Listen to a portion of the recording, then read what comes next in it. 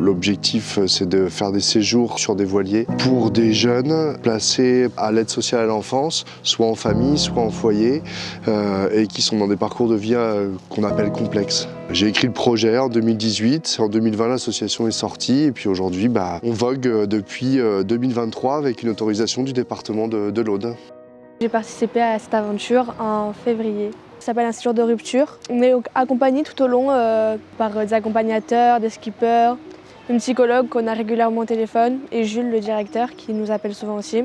C'est pour se reconcentrer sur nous, pour un peu prendre soin de nous. On était coupés du monde, on n'avait ni téléphone, ni écran. On était vraiment, par rapport à la nourriture, il n'y avait pas de curry, pas de fast-food, ni rien. Sur le bateau, on cuisine, on fait le ménage tous les jours. Il y a plein de moments où on est seul, du coup par exemple à la barre, quand on a nos 2 heures de quart.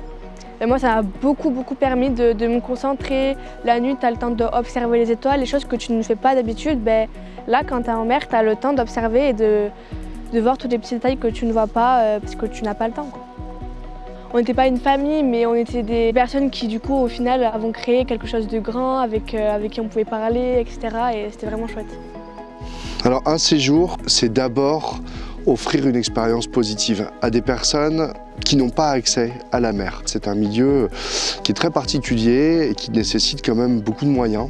Alors, moi, déjà, mon rêve, c'est d'aller en Grèce. Et quand je suis arrivée sur le séjour, j'ai dit que j'aimerais, et mon objectif, c'était d'aller jusqu'en Grèce. Chose qu'on a faite, du coup. On a un peu fait la côte espagnole, mais très légèrement.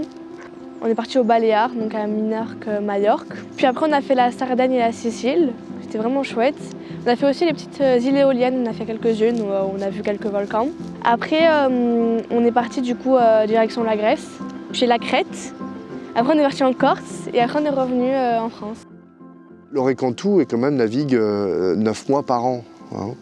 C'est un bateau qui navigue énormément et donc du coup il y a une usure évidente de cet outil de travail et aujourd'hui c'est clair qu'il a besoin d'un coup de jeune et d'une mise en sécurité. Je dirais qu'on a un entretien courant qu'on peut assumer mais que là il y a un entretien sur lequel on a besoin d'un coup de pouce, d'un coup de pouce de partenaire et d'un coup de pouce financier.